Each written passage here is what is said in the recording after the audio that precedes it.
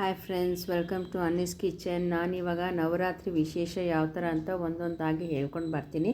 ಮೊದಲಿಗೆ ಅಖಂಡ ದೀಪವನ್ನು ಯಾವ ಥರ ಹಚ್ಚಬೇಕು ಅಂತ ನಾನಿಲ್ಲಿ ನಿಮಗೆ ಸ್ಪಷ್ಟವಾಗಿ ಎಲ್ಲ ಹೇಳಿದ್ದೀನಿ. ಯಾವ ಥರ ಅಂತ ಒಂದೊಂದಾಗೆ ಸ್ಟೆಪ್ ಬೈ ಸ್ಟೆಪ್ ನೋಡ್ಕೊಂಡು ಹೋಗ್ಬೋದು ನೀವು.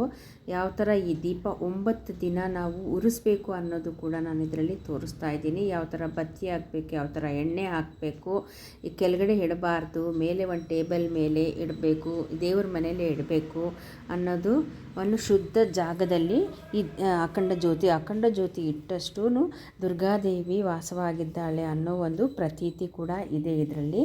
ಇದರಿಂದ ನಾವು 9 ದಿನ ಇದು ತುಂಬ ಶ್ರೇಷ್ಠ ಮಾಸ. ಒಂದೊಂದು ದೇವಿ ಒಂದೊಂದು ದಿನ.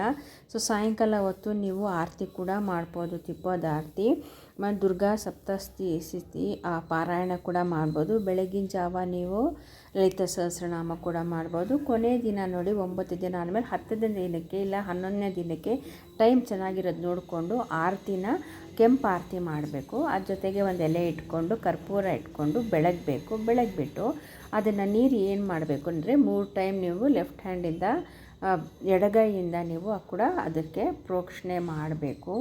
ಸೊ ಈ ಥರ ನೀವು ಪ್ರೋಕ್ಷಣೆ ಮಾಡಿ ನಿಮ್ಮದು ಒಂದು ಇದಾಗಿದೆ ಅಂತ, ಒಂದು ಪೂಜೆ 9 ವ್ರತ ಆಗಿದೆ ಅಂತ, 9 ದಿನದ ಒಂದು ವ್ರತ ಆಗಿದೆ ಅಂತ. ಸೊ ಈ ಥರ ಮಾಡೋದ್ರಿಂದ ತುಂಬ ಒಳ್ಳೆಯದಾಗುತ್ತೆ. ಆಮೇಲೆ ನಿಮಗೆ ಇದರಲ್ಲೂ ನಾನು ಹೇಳ್ಕೊಟ್ಟಿದ್ದೀನಿ 9 ದಿನ ಯಾವ ಕಲರ್ಸ್ ಹಾಕಬೇಕು. ಆಮೇಲೆ ನೀವು 9 ದಿನವೂ ಡಿಫ್ರೆಂಟಾಗಿರುವಾಗ ರಂಗೋಲಿ ಕೂಡ ನೀವು ಹಾಕೋಬಹುದು. ಕಲರ್ಸು ಯಾವ ಥರ ಹಾಕ್ಕೊಳ್ಬೇಕು ಅಂತ ನಾನು ಇದರಲ್ಲಿ ನಿಮಗೆ ನಾನು ಹೇಳಿದ್ದೀನಿ.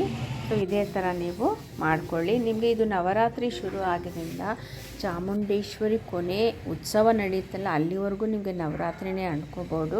ಒಂಥರ ಜಾತ್ರೆ ಆಗುತ್ತೆ. ಆ ಜಾತ್ರೆಯಲ್ಲಿ ನೀವು ನಿಮ್ಮ ಇಷ್ಟಾರ್ಥಗಳನ್ನು ಹೇಳಿಕೊಂಡು ಒಂದು 2 ದೀಪ ಹಚ್ಚೋದ್ರಿಂದನೂ ನಿಮಗೆ ತುಂಬ ಒಳ್ಳೆಯದಾಗತ್ತೆ. ಅದೇ ಥರ ಮನೆಯಲ್ಲೂ ಕೂಡ ಈ ಥರ ಅಖಂಡ ಜ್ಯೋತಿ